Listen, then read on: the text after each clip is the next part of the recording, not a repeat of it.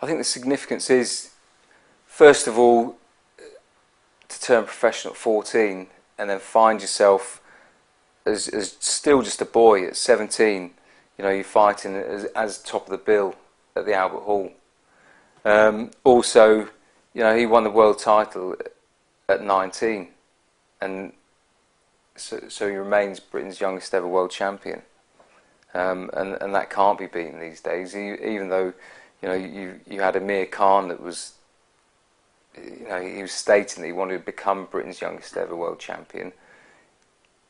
He was already, I think, 21 years old, and I think when he actually won the title, perhaps I think 22. But you know, to win a world title then at 19, when you're just really a boy, and you know, I think it's a fantastic achievement.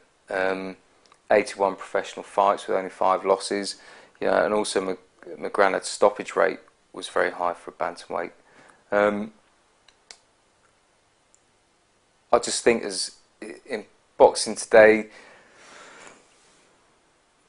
you know, I'd like to celebrate my grandfather, because there's nothing to remember him by now. You know, he was one of Britain's great boxing champions in the 1920s. You know, he was hero worshipped. When he got married to my grandmother, there was thousands and thousands of people lining the streets of his wedding.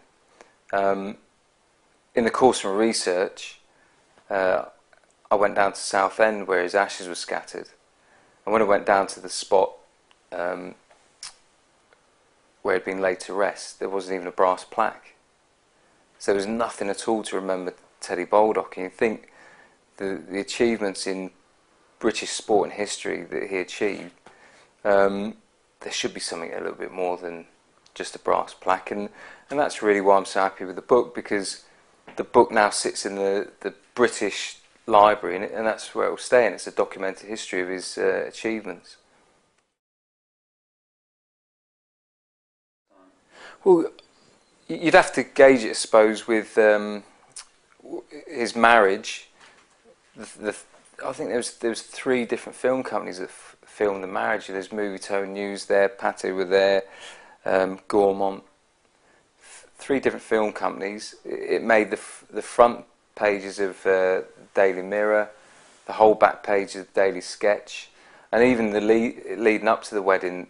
You know, the Mirror ran articles on my grandmother, the wedding cake. I mean, the wedding cake was shaped as a ring, as a boxing ring, and even had stools in the corner with towel, you know, cornerman's towels over the ropes.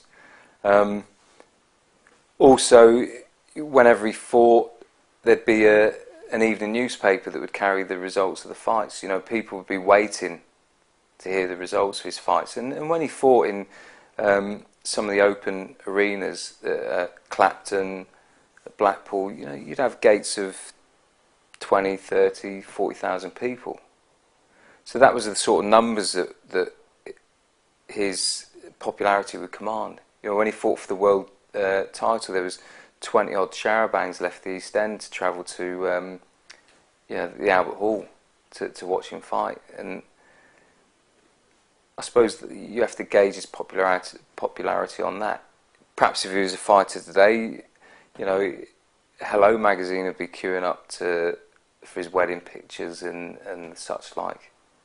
So I think the impact was his huge following, and I suppose the amount of people that would turn up to his wedding.